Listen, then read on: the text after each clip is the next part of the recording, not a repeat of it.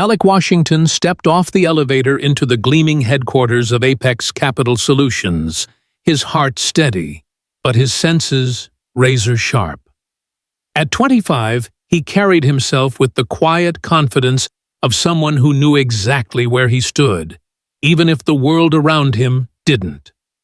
His navy blazer, bought off the rack at a discount store, hung slightly loose on his athletic frame, and the worn leather portfolio tucked under his arm bore the scuffs of deliberate disguise. No one in the marble-clad lobby would guess that Malik was the son of the CEO of Washington Holdings, the conglomerate that owned 70% of Apex's shares. Nor would they suspect he was a board member and the company's director of innovation here, under the guise of a lowly intern, to investigate whispers of a toxic workplace culture. Reports had trickled up to Washington Holdings' executive suite, sky-high turnover among minority employees, anonymous surveys painting a picture of rampant dissatisfaction, and exit interviews pointing to systemic bias. Malik's mission was clear: blend and observe and document the truth. As he adjusted his tie, a cheap polyester number that screamed entry-level, he felt the weight of his task. This wasn't just about Apex. It was about proving that power, when wielded with purpose, could dismantle injustice from the inside. The 47th floor boardroom buzzed with the nervous energy of 7 other interns, all fresh-faced and eager, their Ivy League pedigrees practically etched into their polished postures. Malik took a seat at the far end of the mahogany table, his portfolio resting on his lap, and scanned the room.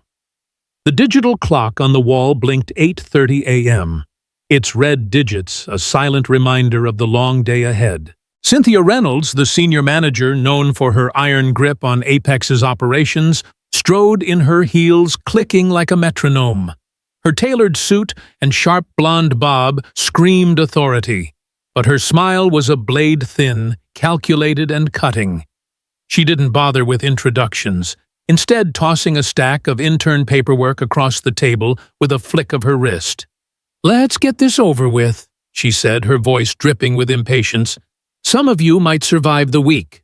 Her eyes landed on Malik, lingering just long enough to make her judgment clear.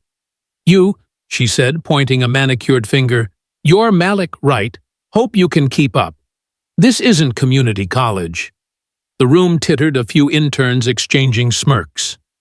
Malik's face remained impassive, but inside his mind catalogued every detail: the time her words, the way her gaze swept over him like he was a problem to be solved. Cynthia's opening salvo was just the beginning. As she outlined the internship program, her tone was a masterclass in coded disdain. She assigned tasks with theatrical precision, handing out plum rolls to the other interns, mergers and acquisitions for Emily Carter, a Yale graduate with a practiced smile, corporate restructuring for Ethan Brooks, a smug Princeton alum. When she got to Malik, she paused, her lips curling into a smirk. "And you, Malik, you'll handle administrative support. Coffee runs, filing, that sort of thing. Let's see if you can manage that level of responsibility." The room shifted uncomfortably, but no one spoke up. Malik nodded, his expression neutral, and opened his portfolio to jot down notes. His handwriting was precise, elegant, the kind honed at elite preparatory schools, not that anyone here would know. Tucked inside his portfolio, a sleek encrypted phone buzzed softly with a message from his executive assistant: "Board is briefed. Awaiting your updates." Malik silenced it without a glance, his focus locked on Cynthia's performance. The first test came an hour later during a break in the orientation. Cynthia, sipping a latte, accidentally knocked her mug toward Malik's chair, sending a cascade of steaming coffee across his paperwork. "Oops," she said, her smile razor-thin.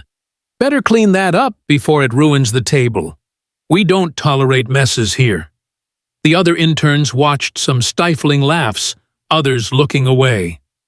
Malik knelt to mop up the spill, his movements deliberate, unhurried. The coffee soaked through his resume, the cheap paper curling at the edges, but he didn't flinch. As he worked, the morning light caught the glint of a black American Express Centurion card tucked deep in his portfolio, a fleeting reminder of the power he held in reserve. He stood meeting Cynthia's gaze with calm eyes. "Anything else you need, Miss Reynolds?" he asked, his voice steady. She waved him off already, turning to chat with Emily, who was filming the scene discreetly on her phone, her TikTok live stream already racking up views. Comments flooded in new interns struggling already. This is gold. By 10:15 a.m., Malik was relegated to the copy room, a windowless box humming with industrial printers and the faint smell of toner. His task was to organize a backlog of financial reports, a job so mind-numbing it felt designed to break him. Yet Malik worked with surgical precision, his photographic memory cataloging file names, dates, and irregularities in the documents. One report caught his eye, a quarterly statement with inconsistent revenue figures buried under a pile of misfiled papers. He snapped a photo with his phone, noting the timestamp and the initials CR scribbled in the margin. Outside the office buzzed with activity employees darting past the copy room without a second glance. Only one paused, an elderly janitor named Mr. Jackson, his gray uniform faded from years of service. "You holding up, son?" he asked, his voice low and kind. Malik looked up, surprised by the warmth. "I'm fine, sir. Just getting the lay of the land." Mr. Jackson nodded, his eyes sharp with understanding. "I've seen a lot of interns come and go. Most don't last. You're different, though." Before Malik could respond, Emily appeared in the doorway, her phone still rolling. "Still here, Malik. My followers are loving this. They're betting you'll quit by lunch." Malik didn't reply, his pen moving steadily across his notebook, recording her words, the time and the faint smirk on her face. Lunch brought no respite. In the cafeteria, Malik sat alone, picking at a sandwich, while reviewing his notes. Around him, clusters of employees whispered, some pointing subtly in his direction. Cynthia's voice carried from a nearby table where she held court with two department heads. "Honestly, HR's diversity push is getting ridiculous," she said loud enough for Malik to hear. "We're a business, not a social experiment. This kid can barely handle coffee orders. How's he supposed to understand derivatives?" The department heads chuckled, one nodding in agreement. "The board's pressure is out of control," she continued. "We need people who fit the culture, not check boxes." Malik's pen moved faster, capturing every word, every name, every detail. His phone buzzed again. A text from his assistant found discrepancies in Apex's Q2 reports. "Need confirmation." Malik typed back, "Working on it. Stay ready." He glanced around, ensuring no one saw the screen, then pocketed the phone. Back on the 47th floor, Malik was summoned to Cynthia's office. She didn't look up from her computer as he knocked. "Coffee orders are on the board," she said, her tone dismissive. "Get them right. We don't tolerate mistakes." The board listed 14 orders, each more absurdly specific than the last triple-shot cappuccino, with almond milk at 135 each, a flat white with exactly 2 pumps of vanilla. Cynthia's was circled in red double espresso oat milk, 140 degrees. Don't screw it up. At the coffee shop downstairs, Malik moved with quiet efficiency, memorizing the orders without writing them down. While waiting, his phone buzzed with a Washington Holdings quarterly report notification. He silenced it, his focus unwavering. Back in Cynthia's office, he set her coffee down, carefully noticing her computer screen. An email thread was open, the subject line reading, "Diversity Hire Concerns." Malik's eyes flicked over the text. "We need to raise standards before these hires tank our reputation." He committed the sender names and timestamps to memory, his expression betraying nothing. "Something wrong," Cynthia snapped, catching his glance. "No, ma'am," Malik replied, his voice level. "Anything else you need?" She smirked. "Just stay out of my way." By 2:00 p.m., the office dynamic was clear. Cynthia ruled through fear and favoritism, her allies Emily and a few senior analysts forming a tight circle of influence. Malik, meanwhile, was an outsider, his every move scrutinized. Yet he thrived in the shadows, his notes growing into a meticulous record of slights, biases, and potential fraud. In the copy room, he found another clue, a memo signed by Cynthia approving a questionable vendor payment, the numbers misaligned with Apex's public financials. He photographed it, adding it to his growing dossier. Mr. Jackson passed by again, pausing to adjust his cleaning cart. "You're still at it," he said, a faint smile creasing his weathered face. "Most would have walked out by now." Malik met his gaze. "I'm not most people, Mr. Jackson." The older man nodded as if recognizing something deeper. "Keep your head up, son. Folks like her, they don't see what's coming." As the afternoon wore on, Cynthia called an impromptu training session in the main conference room. The interns gathered Emily's phone, still recording her live stream, now at 1,500 viewers. Cynthia projected a financial statement onto the screen, her eyes locking onto Malik. "Let's see if our newest intern can handle something basic," she said, her voice laced with mockery. Malik explained free cash flow to the group. "Don't waste our time." The room tensed, expecting him to falter. Malik stood, his posture relaxed, but commanding. "Free cash flow is the cash generated by a company's operations after accounting for capital expenditures." He began, his voice clear. "For Apex, last quarter's free cash flow was $32.4 million, but the $9.1 million drop in investing activities suggests delayed infrastructure spending, which could signal either cost-cutting or deferred growth." The room went silent. Cynthia's childish smile froze her plan to humiliate him, backfiring. Emily's live-stream chat exploded. "Wait, this guy knows his stuff." Malik sat down, his pen moving again, noting Cynthia's reaction, the time and the faint crack in her facade. She recovered quickly, waving a hand. "Lucky guess. Let's move on."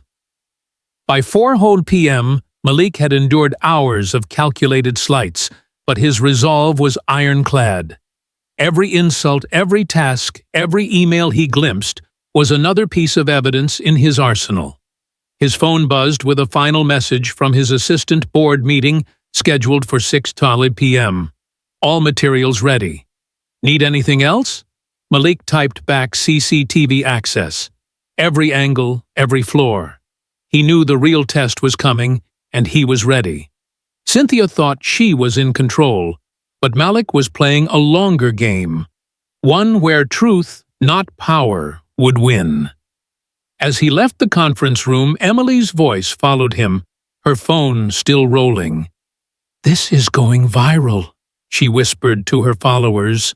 Malik didn't react, but his mind was already 3 steps ahead, mapping out the reckoning that would shake Apex Capital Solutions to its core. Malik Washington navigated the sleek corridors of Apex Capital Solutions with the precision of a chess grandmaster. Each step calculated, each glance deliberate. By day 2 of his undercover mission as an intern, the 25-year-old son of Washington Holdings' CEO had already glimpsed the underbelly of Apex's toxic culture. His cheap blazer and scuffed portfolio were props in a carefully crafted disguise, concealing his true identity as the company's director of innovation and a board member of the conglomerate that owned 70% of Apex's shares. Yesterday's humiliations, coffee spills, menial tasks, and Cynthia Reynolds's barbed comments had only sharpened his focus. Malik's mission was to unearth the truth behind the company's alarming turnover of minority employees and whispered allegations of systemic bias. His notebook, tucked inside his worn portfolio, was filling up with meticulous records, timestamps, quotes, and observations of every slight. But today the stakes were higher. Cynthia, the senior manager with a knack for coded cruelty, was escalating her campaign to break him, and Malik knew he needed irrefutable evidence to expose her. His encrypted phone buzzed softly in his pocket, a message from his executive assistant: "James Board is tracking your progress. Need more on financial discrepancies." Malik's jaw tightened. He was ready to dig deeper. The morning began in the 47th floor boardroom, where Cynthia held court with her signature blend of charm and menace. Her tailored blazer and sharp blonde bob were as polished as ever, but her eyes carried a predator's glint as they settled on Malik. The other interns, Emily Carter, Ethan Brooks, and the rest, sat in a semicircle. Their laptops opened, their expressions a mix of ambition and unease. "Let's talk about accountability," Cynthia said, her voice smooth but edged with intent. "At Apex, we reward results, not effort. Some of you," she paused, her gaze locking onto Malik, "need to prove you belong here." The room shifted uncomfortably, but no one spoke. Emily, the Yale grad with a TikTok following, angled her phone toward Malik, her live stream already pulling in 2,000 viewers. Comments rolled in. "This intern's in over his head. Bet he's gone by Friday." Malik's face remained impassive, but his pen moved steadily, noting the time, 9:05 a.m., and Cynthia's exact words. He knew this was no ordinary orientation. It was a stage, and Cynthia was performing for an audience she thought she controlled. Cynthia's next move was a masterclass in manipulation. She handed out assignments with deliberate precision, giving high-profile tasks to her favorites.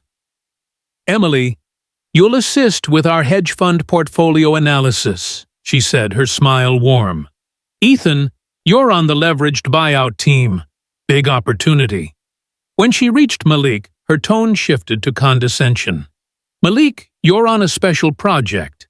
Data reconciliation for our legacy accounts. It's simple enough for you to handle." The other interns exchanged glances, their smirks barely concealed. The special project was a trap, a sprawling dataset riddled with inconsistencies designed to make Malik fail. If he missed a single error, Cynthia could pin the blame on him, potentially costing Apex a key client. Malik nodded, his expression neutral. "Understood, Ms. Reynolds." Inside, his mind was already dissecting the task. He'd seen this game before: set someone up to fail, then use their failure to justify dismissal. But Malik wasn't here to play by her rules. Relocated to the copy room, a claustrophobic space filled with the hum of printers and the faint scent of ink, Malik dove into the dataset. The files were a mess. Mislabeled entries, duplicate transactions, and numbers that didn't add up. His years of training at Wharton and his role at Washington Holdings gave him an edge. He spotted patterns others might miss. One file stood out: a vendor payment of $1, $2 million approved by Cynthia with no corresponding invoice. The date matched a period of reported losses in Apex's last quarterly statement.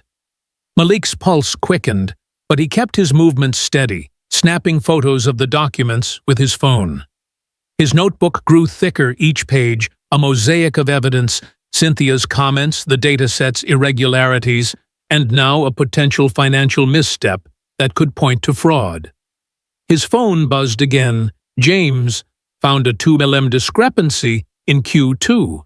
Can you confirm?" Malik typed back. "On it. Check vendor payments. CR approvals." Outside the copy room, the office pulsed with its usual rhythm. Employees darted past their eyes, avoiding Malik's as if he were invisible. But one figure paused: Mr. Jackson, the janitor who'd offered a kind word yesterday. His gray uniform was faded, his hands calloused from 2 decades of service, but his eyes were sharp observant. "Still grinding, huh?" he said, leaning against his cleaning cart. Malik looked up, offering a small smile. "Just doing my part, Mr. Jackson." The older man studied him, as if sensing there was more to Malik than met the eye. "I've seen folks like her before," he said, nodding toward Cynthia's office. "They think they're untouchable. But people like me, we see everything." Malik's curiosity piqued. "What have you seen?" Mr. Jackson hesitated, then lowered his voice. "Cynthia's got a system. Pushes out anyone who doesn't fit her mold. Last year, she got a kid named Jamal fired for losing a file she never gave him." "Sound familiar?" Malik's pen froze. "Too familiar." "Thanks, Mr. Jackson." The janitor nodded and moved on, leaving Malik with a new lead. By noon, Cynthia's campaign intensified. She summoned Malik to her office, her smile as cold as the marble floor. "I need those coffee orders again," she said, pointing to the board. The list was even more absurd today.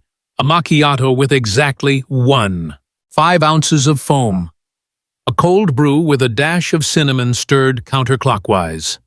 "Don't mess it up this time," she added, her tone a warning. As Malik left, he caught a glimpse of her computer screen and emailed to the CFO with the subject Q2 adjustments. The phrase "off-book vendor" jumped out before Cynthia minimized the window. Malik's photographic memory locked it in his heart beating. This wasn't just bias. It was potential fraud, and Cynthia was at the center. At the coffee shop downstairs, he filled the orders with mechanical precision, his mind elsewhere. His phone buzzed with a text from James. "CCTV access granted.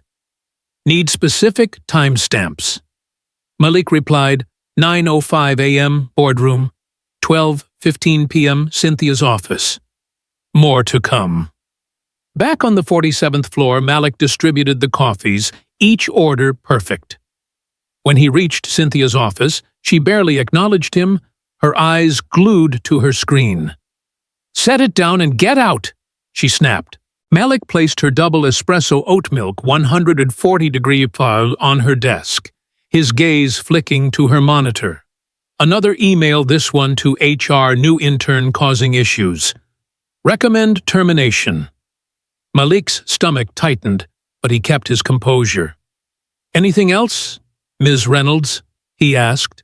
She waved him off, her attention already elsewhere. As he left, Emily was in the hallway, her phone trained on him. "My followers are eating this up," she whispered, her live stream now at 3,000 viewers. Comments flooded in. "This guy's toast. Cynthia's ruthless." Malik ignored her, his pen moving again, noting the time, 1:30 p.m., and Emily's role in amplifying Cynthia's cruelty. The afternoon brought a new challenge. Cynthia called a team-building exercise in the conference room, but it was another stage for her to assert dominance. She projected a complex financial model onto the screen, a tangle of revenue projections and expense ratios. "Malik," she said, her voice dripping with mock encouragement, "why don't you walk us through this? Let's see if you can keep up." The other interns leaned forward, expecting a stumble. Emily's phone was rolling her live stream chat, buzzing. "This is going to be brutal." Malik stood, his posture relaxed but his mind racing. He studied the model for 30 seconds, then began. "This projection shows $45.6 million in revenue, but the expense ratio is inflated by 12% due to unverified vendor costs. If we adjust for the $1.2 million in questionable payments I found earlier, the net margin improves by 8%. The room went silent. Cynthia's smile faltered, her eyes narrowing. "That's speculative," she said, recovering. "Stick to the basics next time." But the interns were whispering, and Emily's chat shifted. "Wait, is this guy actually smart?" Malik sat down his pen, moving faster, capturing Cynthia's reaction, and the time, 2:45 p.m. Later in the copy room, Malik uncovered another piece of the puzzle. Buried in a stack of misfiled documents was a contract for a vendor called Apex Solutions, LLC, a shell company with no public record. The payment approvals were all signed by Cynthia, totaling $2.8 million over 6 months. Malik's pulse quickened. This was the discrepancy James had flagged. He photographed every page, his mind piecing together a pattern of financial manipulation. His phone buzzed again. Mr. Jackson heard Cynthia talking to the CFO in the break room. Mentioned cleaning up the books before the board meeting. Be careful. Malik typed back, "Thanks. Can you get me into the break room tonight?" The response was immediate. 10 p.m. I'll leave the door unlocked. At 3:30 p.m., Malik overheard a conversation that sealed his resolve. Passing Cynthia's office, he caught her speaking to the CFO, their voices low but audible through the cracked door. "We need to bury that vendor payment before the audit," Cynthia said. "Blame it on an intern if it comes up." The CFO hesitated. "Risky, but it'll work." "Who's the fall guy?" Cynthia's laugh was cold. "The new kid, Malik. He's expendable." Malik's blood ran hot, but he stayed silent, slipping away before they noticed. His notebook now held a new entry, 3:32 p.m. "Cynthia plans to frame me for vendor fraud." His phone buzzed. "James Board wants a preliminary report by 5:00 p.m. "Can you deliver?" Malik replied. "Need until 6:00 p.m. meeting." Evidence almost complete. As the day wound down, Malik's role as the invisible intern gave him access to corners of Apex, others ignored. In the break room at 10:00 p.m., with Mr. Jackson keeping watch, Malik found a discarded USB drive labeled CR Backup. Plugging it into his encrypted phone, he discovered a treasure trove of emails between Cynthia and the CFO discussing off-book adjustments, spreadsheets detailing hidden vendor payments, and a memo outlining a plan to streamline minority hires by rejecting them for cultural fit. Malik's hands shook as he transferred the files to his secure cloud. This was it, the smoking gun. His phone buzzed one last time. James' boardroom prepped. "CCTV ready. You're clear for 6:00 p.m. Malik took a deep breath, his mind clear. Cynthia thought she was untouchable, but Malik was building a case that would bring her empire crashing down. As he left the break room, Mr. Jackson gave him a nod. "Go get him, son." Malik smiled faintly. The reckoning was hours away, and he was ready. Malik Washington moved through the polished halls of Apex Capital Solutions like a shadow, his cheap blazer and scuffed portfolio masking the power he held as a board member and director of innovation for Washington Holdings, the conglomerate that controlled 70% of Apex's shares. By the third day of his undercover mission as an intern, the 25-year-old had amassed a damning dossier of evidence against senior manager Cynthia Reynolds. Her calculated cruelty, spilled coffee menial tasks, and coded racist remarks had only fueled his resolve. His notebook was a meticulous record of every slight time-stamped and cross-referenced with photos of suspicious documents and screenshots of incriminating emails. Yesterday's discovery of a USB drive containing proof of Cynthia's financial manipulations, $2.8 million in hidden vendor payments, had raised the stakes. Malik's encrypted phone buzzed with a message from his executive assistant.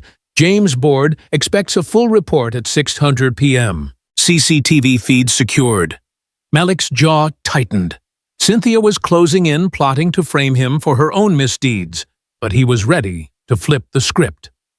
The clock on the wall read 8:45 a.m., and the air in Apex's 47th floor office crackled with tension. Today, Malik would lay the groundwork for a reckoning that would shake the company to its core. The morning began with Cynthia's usual theatrics in the boardroom. Her tailored blazer and sharp blonde bob projected authority. But her eyes betrayed a growing unease as they flicked toward Malik. The other interns, Emily, Carter, Ethan Brooks, and the rest sat in their assigned seats. Laptops opened their expressions, a mix of exhaustion and deference. Emily's phone, ever present, was angled toward Malik, her TikTok live stream now pulling in 400-500 viewers. Comments flooded the screen. "This intern's still here. Cynthia's gonna eat him alive." Malik's face remained a mask of calm, his pen moving steadily in his notebook, noting the time. 9:00 a.m. And Cynthia's opening words. "Today we're tightening standards. Some of you aren't meeting expectations." Her gaze lingered on Malik, her smile a thin veneer over contempt. "Malik, your data reconciliation project is due by noon. No excuses. Clients don't tolerate incompetence." The room shifted uncomfortably, but Malik nodded. "Understood, Ms. Reynolds." He knew the project was a trap designed to pin a client's potential loss on him, but his analysis had already uncovered the truth. The dataset's errors were Cynthia's doing, buried to hide her financial sleight of hand. Back in the copy room, Malik worked with surgical precision, cross-referencing the dataset against the vendor payments he'd found on the USB drive. The numbers confirmed his suspicions. $1.2 million of the $2.8 million in questionable payments had been funneled through a shell company, Apex Solutions LLC, with no verifiable services rendered. Cynthia's initials were on every approval. Malik photographed the evidence, his mind racing. This wasn't just bias, it was fraud, and Cynthia was banking on his supposed inexperience to cover her tracks. His phone buzzed. Mr. Jackson, the janitor, who'd become an unlikely ally. Cynthia's meeting HR at 11:00 a.m. Talking about intern issues. "Watch your back." Malik typed back, "Yikumar, thanks. Need break room CCTV, 10:00 a.m. to 11:00 a.m. Mr. Jackson's response was swift. "Got you. Files will be ready." Malik's dossier was growing, but he needed more: a direct link between Cynthia's bias and her financial misconduct. At 10:15 a.m., Cynthia summoned Malik to her office. The air was thick with her perfume and her barely concealed irritation. "Your project's a mess," she said, tossing a printout of his work across her desk. "These errors could cost us a $5 million client. Explain yourself." Malik studied the printout, recognizing the tampered data. "These discrepancies match payments you approved to Apex Solutions LLC." He said, his voice steady. "No invoices, no service records." "Should I dig deeper?" Cynthia's face flushed, but she recovered quickly. "You're out of line," she snapped. "Stick to your job or you're done here." As Malik left, he caught another glimpse of her screen, an email to HR with the subject "Intern Termination, Malik Washington." The message outlined fabricated violations, unauthorized data access, disruptive behavior. Malik's pen moved faster, noting the time, 10:22 a.m., and the email's details. Outside, Emily was filming her live stream chat, buzzing. "Cynthia's about to fire this guy." Savage. Malik retreated to the copy room, his mind a steel trap. He cross-referenced the USB drive's files with Apex's public financials, confirming the $2.8 million discrepancy. Another document caught his eye, a memo from Cynthia to the CFO suggesting they reallocate funds to streamline operations. The euphemism was clear: hide the money, blame the intern. Malik's phone buzzed. James Board's getting antsy. "Need something concrete by 3:00 p.m. Malik replied, "Got it. Sending vendor memo now." He uploaded the memo to his secure cloud, along with a time-stamped photo of Cynthia's email to HR. The pieces were falling into place, but he needed one more angle proof of Cynthia's intent to frame him. Mr. Jackson's text came through CCTV from break room ready. Cynthia and CFO talking at 10:45 a.m. You'll want to see this. At 11:30 a.m., Malik slipped into the employee break room where Mr. Jackson had left a tablet with the CCTV footage. The video was grainy but clear. Cynthia and the CFO huddled over a table, their voices low. If the board asks about the vendor payments, we say the intern screwed up the data, Cynthia said. He's got no credibility. HR's already drafting his termination. The CFO nodded. Clean. Just make sure the paper trail points to him. Malik's blood ran hot, but he stayed calm, downloading the footage to his cloud. This was the linchpin direct evidence of conspiracy. His notebook now held a new entry, 11:45 a.m. Cynthia and CFO plan to frame me for 2.8 post-fraud. He texted Mr. Jackson, "Got it. You're a lifesaver." The reply was simple. "Give 'em hell, son." Lunch was a battlefield. In the cafeteria, Malik sat alone reviewing his notes while employees whispered and pointed. Cynthia's voice carried from a nearby table where she entertained department heads. "This diversity push is killing us," she said loud enough for Malik to hear. "We need people who can handle the pressure, not interns who fumble basic tasks." The department heads nodded one, adding, "The board's quotas are a joke. We're stuck with dead weight." Malik's pen moved swiftly, capturing names, quotes, and the time, 12:30 p.m. His phone buzzed. James, boardroom's set. "Legal's on standby. Need you at 6:00 p.m. sharp." Malik typed back, "Ready. Sending CCTV now." He uploaded the break room footage, his heart steady despite the storm brewing around him. At 1:45 p.m., Cynthia called an emergency meeting in the main conference room.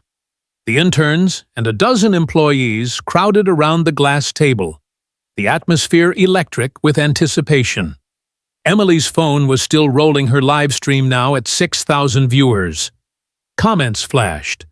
"This is getting intense. Cynthia's out for blood." Cynthia stood at the head of the room, her smile a mask of control. "We've had some issues with performance," she began, her eyes fixed on Malik. "Malik, your data project has jeopard of been a disaster. Care to explain why you accessed restricted files?"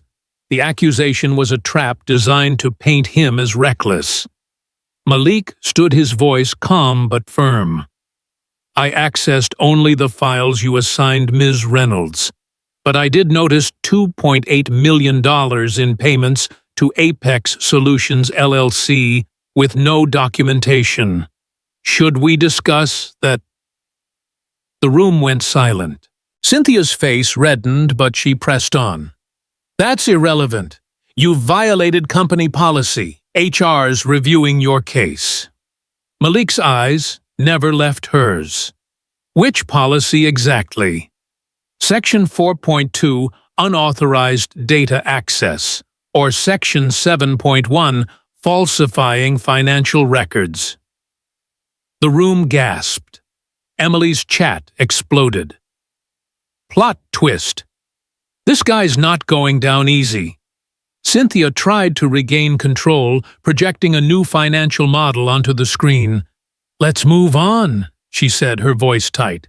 "Malik, since you're so confident, walk us through this cash flow statement." The model was complex, riddled with deliberate errors. Malik studied it for 20 seconds, then spoke with quiet authority. "The operating cash flow is $38.2 million, but the $10.4 million in financing activities includes unverified vendor payments likely tied to Apex Solutions LLC. This inflates the net cash position by 15%, masking a potential shortfall." The room was stunned. Even the senior analysts leaned forward impressed. Cynthia's smile was gone, replaced by a scowl. "That's enough," she snapped. "Back to work, everyone." But the tide was turning. Emily's live-stream chat shifted. "This intern's a genius." Cynthia looks shook. Malik sat down, noting the time, 2:30 p.m., and Cynthia's unraveling composure. At 3:15 p.m., Malik met Mr. Jackson in a quiet corner of the break room. The janitor handed him a USB drive with additional CCTV footage, Cynthia shredding documents in her office at 7:00 a.m. "Thought you'd want this," Mr. Jackson said. "She's covering her tracks." Malik nodded, his respect for the older man deepening. "You've seen it all, haven't you?" Mr. Jackson shrugged. 20 years in this building. People forget I'm here. But I see the games they play." Malik pocketed the drive, his mind racing. The footage, combined with the emails and financial records, was enough to bury Cynthia. His phone buzzed. "James Board's ready.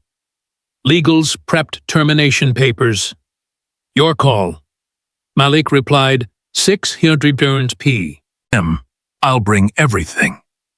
By 4:00 p.m., the office was abuzz with rumors. Emily's live stream had hit 8,000 viewers, and Apex's social media team was scrambling to contain the fallout. Hashtags like #ApexBias were trending, with clips of Cynthia's behavior spreading across Twitter and LinkedIn. Malik, still in his role as the invisible intern, overheard Cynthia in a heated call with HR. "Get the paperwork ready," she said. "He's gone by end of day." Malik's pen moved faster, noting the time, 4:10 p.m., and her words. He knew the final confrontation was imminent. His phone buzzed one last time. Mr. Jackson, "Cynthia's heading to the boardroom early. She's got something planned. Be ready." Malik took a deep breath, his resolve ironclad. Cynthia thought she was setting a trap, but Malik was about to turn the tables. The clock ticked toward 6:00 p.m., and the stage was set for a showdown that would rewrite Apex's future. Malik Washington stepped into the executive boardroom on the 50th floor of Apex Capital Solutions, his cheap blazer replaced by a tailored charcoal Armani suit that fit his athletic frame like a second skin. The scuffed portfolio was gone, swapped for a sleek leather case bearing the crest of Washington Holdings, the conglomerate that owned 70% of Apex's shares. At 25, Malik was no longer the invisible intern, but the director of innovation and a board member, his true identity, now a weapon poised to dismantle the toxic culture he'd endured for 3 days. The mahogany table gleamed under crystal chandeliers, surrounded by 8 Washington Holdings executives and 5 Apex board members, their faces a mix of curiosity and unease. Outside, the city skyline stretched 50 stories below, a reminder of the stakes. Malik wasn't just here to expose senior manager Cynthia Reynolds. He was here to reshape an entire corporate empire. His encrypted phone buzzed one last time. James, his executive assistant. "All evidence uploaded. Legal's ready. You're clear." Malik took a deep breath, his resolve unyielding. The clock read 6:00 p.m., and the room held its breath as he prepared to deliver justice. The boardroom's wall-mounted display flickered to life as Malik connected his laptop, projecting a cascade of damning evidence: emails, CCTV footage, financial records, and screenshots from Emily Carter's viral TikTok live stream, now at 15,000 viewers. "Ladies and gentlemen," Malik began, his voice calm but commanding.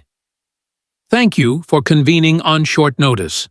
My undercover assessment of Apex Capital Solutions has uncovered systemic discrimination and financial misconduct that threaten our legal standing, financial performance, and moral integrity." He clicked to the first slide: emails from Cynthia to the CFO dated 3 months prior. "Diversity hires are diluting our brand. Reject candidates like Jamal Carter for cultural fit." Another email sent 2 weeks ago. "Reallocate 2.8 million your vendor payments to Apex Solutions, LLC. Pin discrepancies on the new intern." The room gasped, board members leaning forward, their eyes wide. Malik's gaze swept the table, landing on Cynthia, who'd been summoned and now stood at the far end, her face pale but defiant. "This is a setup," she stammered. "He's fabricating evidence." Malik's smile was measured. "Let's let the facts speak." He clicked to a CCTV clip from the break room timestamped 10:45 a.m. that day. Cynthia's voice echoed, "Blame the intern for the vendor payments. He's expendable."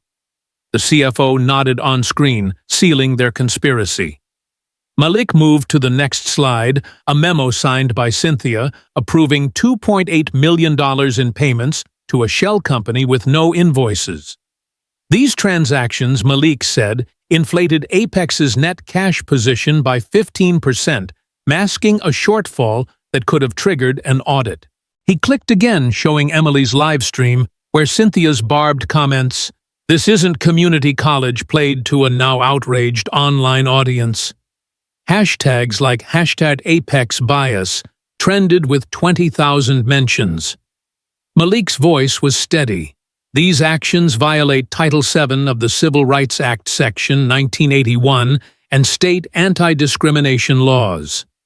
Legal exposure includes $3.2 million in immediate costs, $5.8 million in potential settlements, and $9.1 million in lost productivity from a hostile work environment."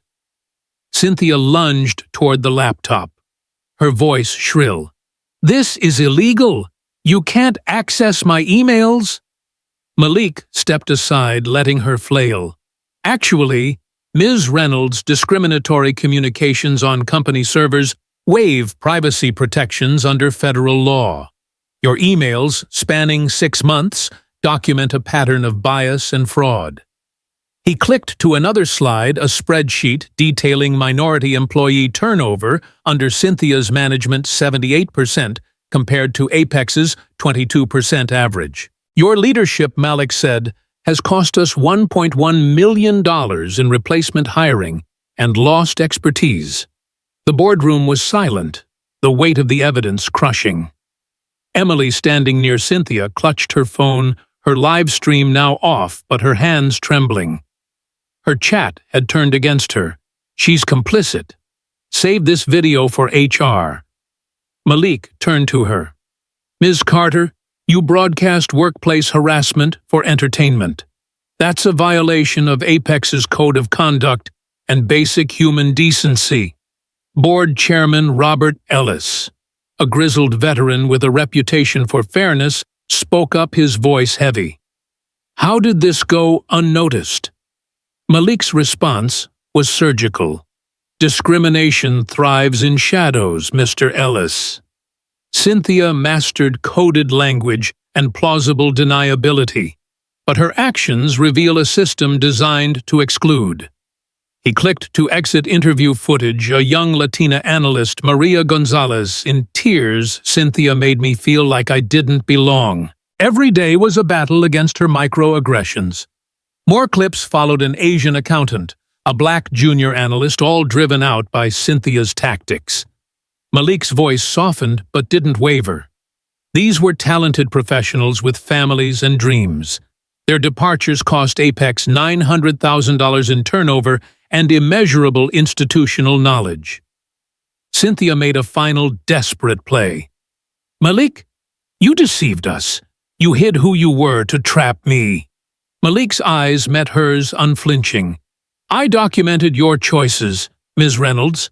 You had 3 days to show basic respect. You chose discrimination and fraud." He turned to the board. "My recommendations: immediate termination of Cynthia Reynolds for cause, no severance, industry, blacklisting. Emily Carter, internship termination, academic notation. CFO, David Patel, demotion to analyst, mandatory ethics training. HR manager, Laura Bennett, reassignment for ignoring bias reports." He clicked to a final slide, a reform plan, Phase 1, terminations and replacements, $401,000. Phase 2, diversity training and anonymous reporting systems, NAM, $50,000 annually. Phase 3, real-time bias monitoring, $501,000 implementation. Total investment, $1.9 million. Projected return, $10.2 million in avoided liability and productivity gains. The boardroom erupted in murmurs, but Malik wasn't finished. He gestured to Mr. Jackson, the janitor, who'd been watching from the doorway, his gray uniform a stark contrast to the suits around him. "Mr. Jackson," Malik said, "please join us." The elderly man hesitated, then sat in Cynthia's vacated chair, his weathered hands folded. "Mr. Jackson has worked here for 20 years, observing interactions no one else sees. His insights were critical to this investigation." Malik's voice carried quiet power. "I'm establishing the Jackson Excellence Fund, $600,000 annually for minority scholarships named for a man who showed kindness when others chose cruelty." The symbolism hit hard Cynthia's seat, now held by the janitor she'd ignored. The board nodded, moved by the gesture. Robert Ellis called for a vote. All in favor of Cynthia Reynolds's termination. 10 hands rose unanimously. Emily Carter's internship termination. 10 hands again. David Patel's demotion. 9 hands with 1 abstention. Patel's mentor visibly conflicted. Laura Bennett's reassignment, unanimous. Malik felt no triumph, only resolve. This wasn't revenge, it was accountability. He turned to the board. "I'm also launching the Washington Holdings Equity Initiative, mandatory bias training, encrypted reporting apps, and regular undercover assessments. Within 12 months, we project 50% improved minority retention, 70%, increased diverse hiring, and $7.8 million in productivity gains." The numbers were irrefutable. Discrimination wasn't just wrong, it was a financial disaster. Security escorted Cynthia, Emily, and Patel from the building, Cynthia's protests echoing down the marble hallway. Malik watched through the floor-to-ceiling windows as the city lights blinked on the weight of the day settling in. He'd endured 3 days of humiliation to expose a system that crushed talent and dignity. But the real victory wasn't in terminations. It was in the reforms that would ensure no one else faced what he had. He turned to the remaining interns, his voice gentle. "For those who acted with respect, your internships continue under new leadership. Apex will be a place where merit, not bias, defines success." 3 months later, Apex was unrecognizable. The 47th floor buzzed with collaboration, not fear. Minority retention had climbed 52%, employee satisfaction soared from 2.3 to 4.5 out of 5, and productivity jumped 27%. The Jackson Excellence Fund had awarded 35 scholarships, with Mr. Jackson himself reviving applications, his insights shaping the next generation. Malik's story had sparked a movement. 47 companies adopted his undercover assessment model, and #Apex Equity trended with 100,000 mentions. A CNN documentary chronicled the transformation, with Malik's words resonating. "Change begins when we refuse to accept injustice as normal. Every employee, from intern to janitor, has the power to demand dignity." Malik's journey taught that justice requires courage, strategy, and unwavering commitment to human dignity. Discrimination thrives when silence prevails, but one voice backed by evidence and principle can dismantle even the most entrenched systems. The Jackson Excellence Fund and Apex's reforms proved that inclusivity isn't charity. It's a business imperative that unlocks talent and drives success. Malik could have revealed his identity on day one, avoiding humiliation, but by enduring it, he exposed the truth and built a legacy of change. Listeners, you don't need a title to make a difference. Share your stories of bias or resilience. Your voice can spark the next revolution. Together, we can build workplaces where everyone is valued, not because of their status, but because of their humanity.